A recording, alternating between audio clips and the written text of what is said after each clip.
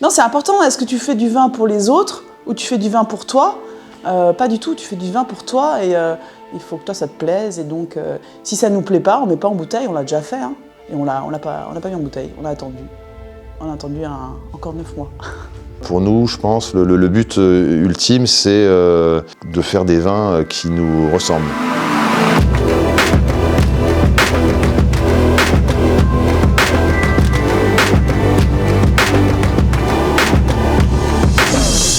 C'est lorsqu'on essaye de mettre que du raisin dans la bouteille, que les vignes puissent se débrouiller toutes seules, sans la main de l'homme, qu'on ne rajoute rien dans le vin. Oui, bien sûr, ouais, de la tendresse, on leur parle, on chante, on met de la musique. Ouais. Quand on fait la prêle, l'ortie, et qu'on passe dans les vignes, oui, il y a quelque chose qui se passe, il y a vraiment une symbiose, ouais, c'est magique. Tu sais pas si ça fonctionne ou pas, parce que ça fait un petit peu perlimpinpin, mais non, tu sens qu'il y a vraiment il y a une symbiose, quoi. Puis on travaille avec la lune aussi, on regarde toujours le calendrier lunaire pour chaque action dans les vignes, que ce soit un soutirage ou la mise en bouteille, on regarde le calendrier lunaire. Ouais. Et au début, tu trouves ça vraiment bizarre, tu te dis mais qu'est-ce que je suis en train de faire? Et en fait, t'y crois après, parce que tu vois la différence.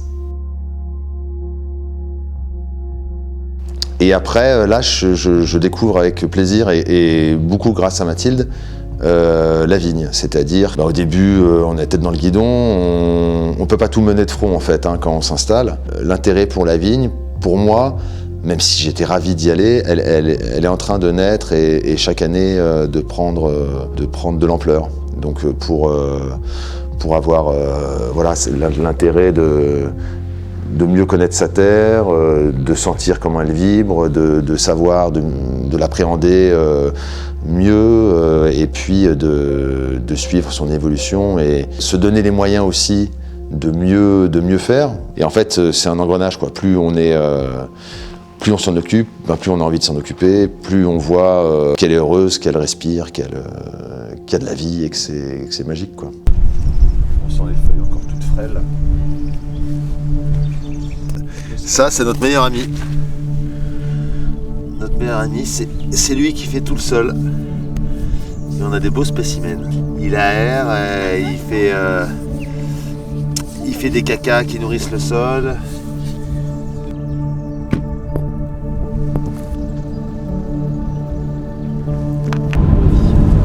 Oui, pour moi, être vigneron ou vigneronne, c'est être artiste. Il n'y a pas vraiment d'école. Oui, enfin, tu pourrais appliquer vraiment ce qu'on t'explique dans les bouquins, mais tu te rends bien compte qu'après, au jour le jour, non, c'est beaucoup de feeling. Je pense que c'est vraiment, en tout cas, c'est un métier qui s'apprend au jour le jour et avec l'expérience. Et c'est pour ça, moi, en ce qui me concerne, ça fait seulement 3 ans et je me sens encore comme vraiment un embryon de... J'arrive pas à dire que je fais du vin encore, hein. C'est pas ça. Et voilà, c'est tout ça pour dire qu'effectivement, c'est un art et ça s'apprend chaque jour. Donc c'est la magie, c'est ce qui fait aussi qu'on se souvient des millésimes avec les difficultés qu'il y a eu éventuellement. Le plus gros, par exemple, pour cette année, on a eu notamment sur les blancs des fermentations qui ont été un peu compliquées. Puis c'est la magie qui fait que finalement on trouve que l'assemblage est bon. Et là on va mettre peau rouge Carignan. C'est ça, je me disais téléphone. Et du coup on va mettre Makeba avec. Je ne veux pas me prendre le trou.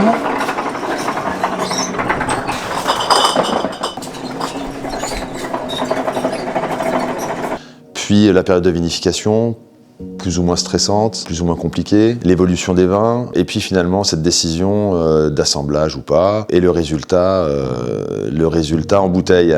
C'est marrant, c'est assez psychologique, puisque finalement les vins on les a goûtés et regoûtés, et puis quand on met en bouteille sans filtrer et sans rien faire de plus que ce qu'il y avait dans la cuve, finalement le vin c'est semble-t-il à peu près le même, quoi.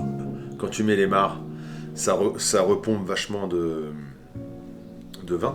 Ouais. Les mares sont secs, donc ça fait comme une éponge. Et donc, tu perds, je sais pas moi, tu perds facile 20%, quoi. Et donc on a mis un peu plus de mares et on les a repressés. Ouais. Doucement, hein, juste histoire de récupérer, pas tout, hein, ouais. Parce que sinon ça fait des trucs trop d'extraction, trop vert, trop. Mais donc c'est ça, et donc ça extrait plus de couleurs. C'est pour ça que c'est plus foncé.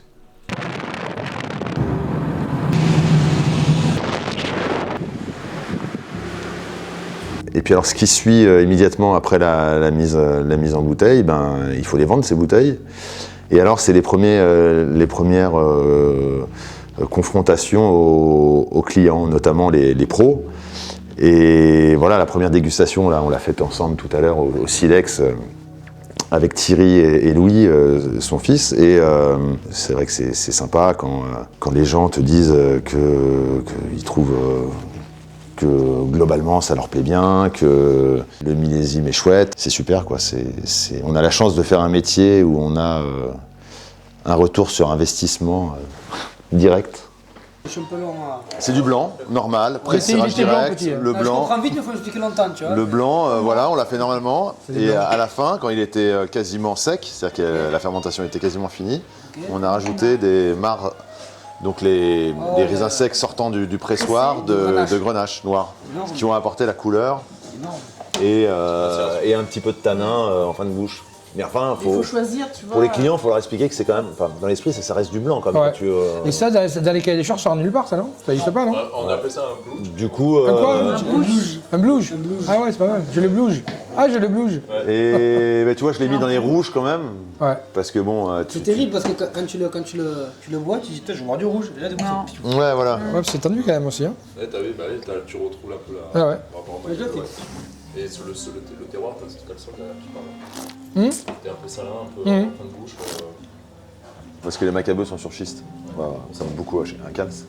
Elle est plus fragile que les vignes conventionnelles.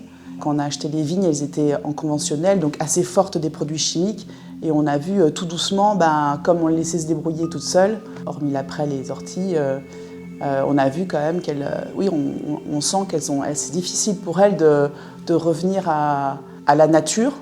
Et oui, effectivement, quand il pleut beaucoup et qu'il fait chaud et qu'il n'y a pas de vent, ouais, on commence à être un peu tendu. Et il y a toujours de la maladie, hein, ça on peut pas faire sans forcément. Par exemple, le mildiou, c'est un champignon qui se développe et dès qu'il est là, c'est très très difficile de stopper, voire impossible. Ouais. Ça fait comme une tache jaune sur la feuille qui grandit et qui empêche le raisin de se développer. Hein. Donc quand le mildiou est là, eh bien, il n'y a pas de raisin et donc il n'y a pas de jus. Et là, c'est assez dramatique. Moi, j'ai vu des vignerons pleurer. Nous, on a perdu 3/4 d'une récolte en 2019. C'était chaud, ouais. C'était chaud. On a essayé, on a voulu absolument essayer de ne pas du tout traiter au cuivre et au soufre. C'est là où on s'est pris la claque. En fait, il ne faut jamais être extrême. Il faut arriver à mettre un curseur. Voilà. On ne peut pas non plus rien faire du tout. C'est le constat. On aimerait bien, mais c'est pas possible.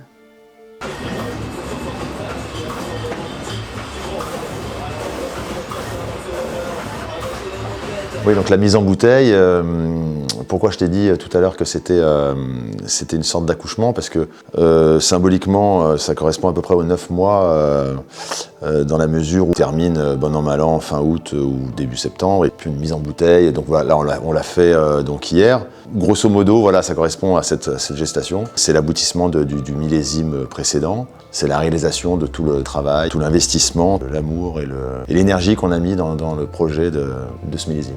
Ce qui est merveilleux dans le métier qu'on fait, c'est que tous les millésimes ne se ressemblent pas. Souvent, c'est à base un peu de stress et d'interrogation.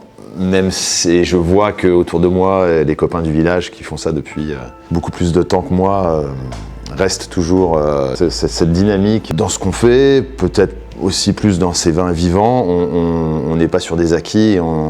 Comme cette naissance est une fête, eh bien c'est important d'organiser ça au mieux, avoir un bon repas et puis s'entourer de gens qui sont là pour le plaisir et qui veulent participer à cette naissance. Par exemple, on avait Gaëlle, qui est céramiste dans le village, qui a découvert, qui n'était pas spécialement intéressée par le vin, qui découvre ça, que ça l'intéresse. Elle était avec sa stagiaire. Après, il y a la famille, il y avait Robin, le frère de Mathilde, les copains vignerons, Paolo et Laura du domaine d'étranger qui étaient là pour nous filer un coup de main. On était avec eux il y a à peine 10 jours pour faire la leur. Et voilà, cet échange et ce partage, c'est aussi ce qui fait la magie d'être vigneron à Cals.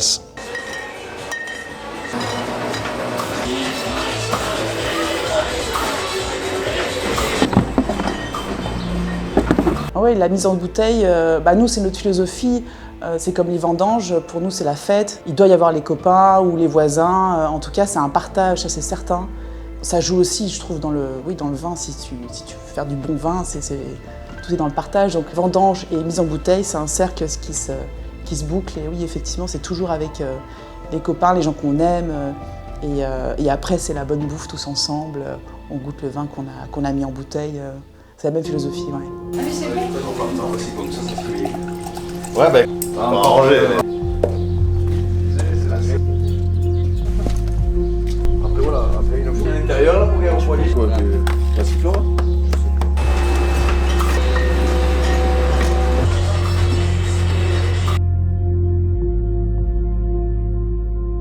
On a la chance, en tant que vigneron, on est un des seuls produits agricoles à réaliser tout de A à Z. Également la mise en commercialisation. Et donc, voilà, on passe du temps aussi à réfléchir et à faire des nouvelles étiquettes, etc. Voilà.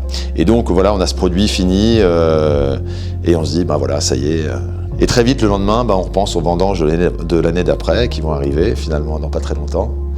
Et donc c'est cet éternel recommencement sans vraiment, on va dire, de répit, alors sans se plaindre du tout, mais c'est vrai que psychologiquement on est toujours appelé par l'étape suivante. Puis là, entre maintenant et les vendanges, il y a toute cette période où il va falloir que les raisins arrivent à maturité et puis qu'ils soient bons et qu'il n'y ait pas d'événements climatiques, ça on n'y peut pas grand chose, mais par contre veiller à ce qu'il y ait le moins de maladies possible dans les vignes, voilà. Et c'est arrivé parfois de gens qui nous connaissent, qui disent ouais, on sent que c'est toi, et puis et voilà. Et même quand c'est des gens qui vous connaissent pas forcément, qui d'une année sur l'autre disent ouais, on reconnaît la personnalité, ta personnalité, celle qu'ils ont connue à travers la dégustation du millésime précédent. Ils disent on le retrouve encore dans ce millésime, on sent que c'est ta patte. Voilà, on reconnaît Face B, et c'est vraiment une quête d'arriver à ça.